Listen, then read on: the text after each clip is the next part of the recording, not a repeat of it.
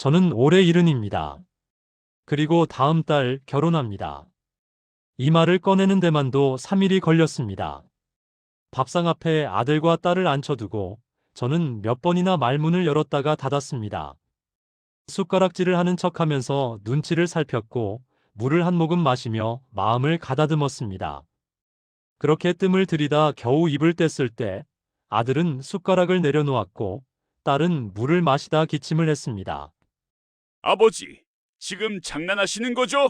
저는 고개를 저었습니다. 장난이 아니었습니다. 이번에는 제 인생이었습니다. 속으로 생각했습니다.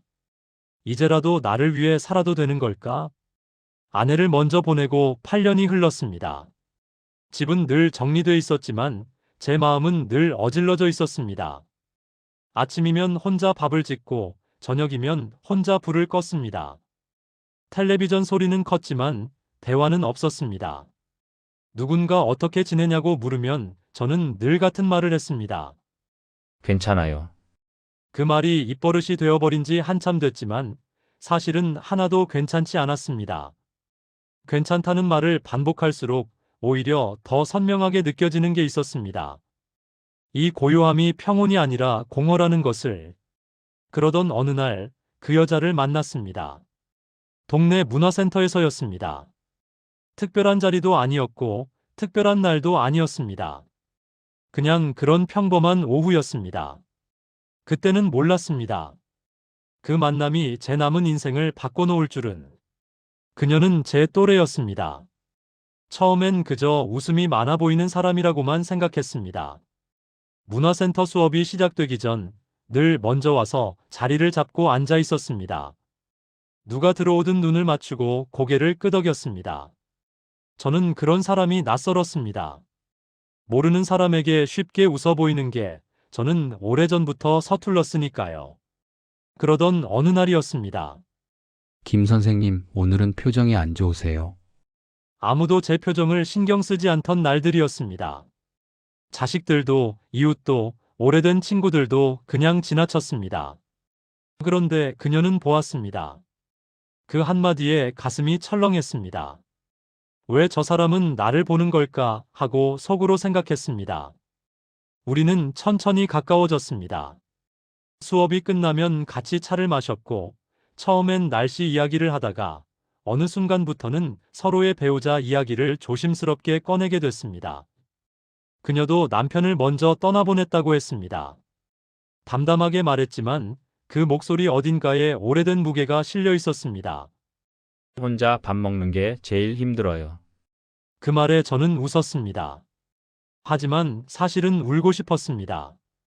저도 그랬으니까요.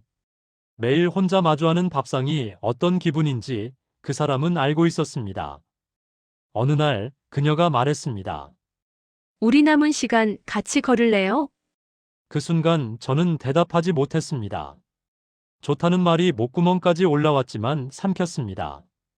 이 나이에 사랑이라니 사람들이 웃지 않을까? 그 생각이 발목을 잡았습니다. 하지만 집으로 돌아오는 길 내내 그녀의 말이 머릿속을 떠나지 않았습니다. 남은 시간, 같이. 그 두 단어가 자꾸만 마음에 걸렸습니다. 결혼 이야기를 꺼낸 뒤 집안 분위기는 얼어붙었습니다.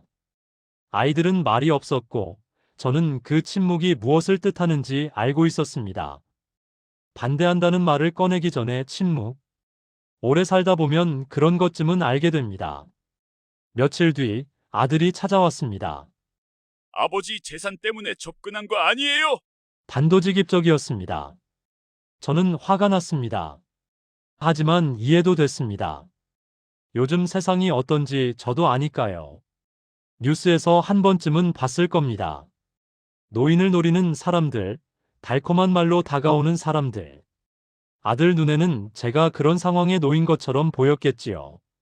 그래도 그 말이 그녀를 모욕하는 것 같아 참을 수가 없었습니다. 그 사람은 그런 사람 아니다. 목소리가 떨렸습니다. 화 때문인지 서러움 때문인지 저도 몰랐습니다. 혹시 나만 믿고 있는 건 아닐까? 그날 밤 잠이 오지 않았습니다. 천장을 바라보며 생각했습니다. 만약 아이들 말이 맞다면, 내가 외로움에 눈이 멀어 잘못된 선택을 하는 거라면, 나이 든다는 게 이런 건가 싶었습니다. 스스로를 믿지 못하게 되는 것. 다음 날, 저는 그녀를 만났습니다. 아이들이 반대합니다. 그 말을 꺼내는데 용기가 필요했습니다. 그녀는 한참을 말이 없었습니다. 창밖을 바라보다가 찻잔을 내려놓다가 그리고 조용히 말했습니다. 그럼 그만둘까요? 그 한마디에 가슴이 쿵 내려앉았습니다. 붙잡아야 한다는 것을 알면서도 말이 나오지 않았습니다. 그녀의 눈빛은 슬프지 않았습니다. 그냥 담담했습니다. 그 담담함이 오히려 더 아팠습니다. 그때 깨달았습니다. 이 사람을 놓치면 저는 다시는 웃지 못할 거라는 걸. 며칠을 고민했습니다. 잠도 제대로 못 잤고 밥도 잘 넘어가지 않았습니다. 머릿속에서는 두 가지 목소리가 번갈아 들렸습니다. 아이들 말이 맞을지도 모른다는 목소리와 이번만큼은 내 마음을 따르자는 목소리. 그 두 목소리 사이에서 저는 오래 서 있었습니다. 그리고 결심했습니다. 저는 자식들을 다시 불렀습니다. 밥상을 차리고 자리를 잡고 아이들이 모두 앉을 때까지 기다렸습니다. 그리고 천천히 말했습니다. 이 결혼 재산 때문 아니야. 그리고 재산은 이미 다 정리해놨다. 아이들은 놀란 얼굴이었습니다. 저는 이미 공증을 마쳤고 각자에게 줄 목도 분명히 해두었습니다. 서류를 꺼내 테이블 위에 올려놓았을 때 아들은 한동안 말을 잇지 못했습니다. 딸은 눈시울이 붉어졌습니다. 아버지는 이제 아버지 인생 살겠다. 말은 담담했지만 속은 요동쳤습니다. 이 말을 꺼내기까지 얼마나 오래 걸렸는지 아이들은 모를 겁니다. 평생을 가장으로, 아버지로, 남편으로 살아왔습니다. 나를 위한 선택이라는 게 이렇게 낯설고 떨리는 일인 줄은 몰랐습니다. 그래, 이번엔 도망치지 말자. 속으로 되뇌었습니다. 며칠 뒤 딸이 먼저 연락을 해왔습니다. 아버지 그분 한번 만나볼게요. 그 문자를 받고 저는 한참을 화면을 바라봤습니다. 고맙다는 말을 하려다가 그냥 조용히 웃었습니다. 식사 자리에서 그녀는 아이들 앞에 고개를 숙여 인사했습니다. 어르신 잘 부탁드립니다. 말 한마디였습니다. 하지만 그 짧은 말 속에 그녀가 얼마나 많은 것을 담았는지 저는 알 것 같았습니다. 그 모습을 보며 저는 다시 한번 확신했습니다. 이 사람은 제 곁에 있어야 할 사람이라는 걸. 저는 요즘 거울을 자주 봅니다. 예전에는 거울 앞에 오래 서 있는 일이 없었습니다. 씻고 머리 빗고 그냥 나오면 그만이었습니다. 그런데 요즘은 다릅니다. 넥타이를 고르다가 웃기도 하고 셔츠 색깔을 두고 한참 고민하기도 합니다. 아들이 보면 뭐라 할지 모르겠지만 저는 그 시간이 좋습니다. 오랫동안 잊고 살았던 무언가를 되찾는 기분이 드니까요. 이 나이에 무슨 결혼이냐고 말하는 사람도 있습니다. 그럴 때면 저는 그냥 웃고 맙니다. 굳이 설명하지 않아도 됩니다.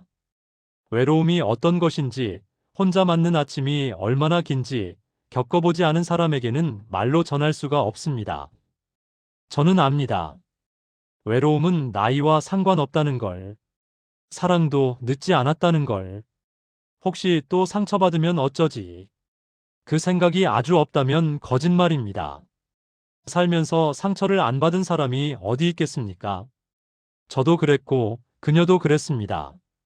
우리는 둘 다 한 번씩 긴 이별을 겪은 사람들입니다. 그 무게를 알기에 서로에게 더 조심스럽고 그래서 더 소중합니다. 두렵지 않다면 거짓말입니다. 하지만 두려움보다 기대가 더 큽니다. 다음 달 저는 다시 신랑이 됩니다. 이번에는 누군가의 남편이기 전에 한 사람의 동반자가 되기로 했습니다. 앞서거니 뒤서거니 하지 않고 나란히 걷는 사람. 힘들면 힘들다고 말할 수 있는 사람. 웃고 싶을 때 같이 웃을 수 있는 사람. 그런 동반자가 되고 싶습니다. 남은 시간이 길지 않다는 걸 압니다. 그래서 우리는 서두르지 않기로 했습니다. 천천히 하루하루를 아끼며 가려고 합니다. 지나온 날들이 아깝지 않도록 남은 날들을 후회 없이 살기로 했습니다. 저는 이제야 제 인생을 시작하는 기분입니다. 이른에 처음 만난 사랑. 저는 결혼합니다.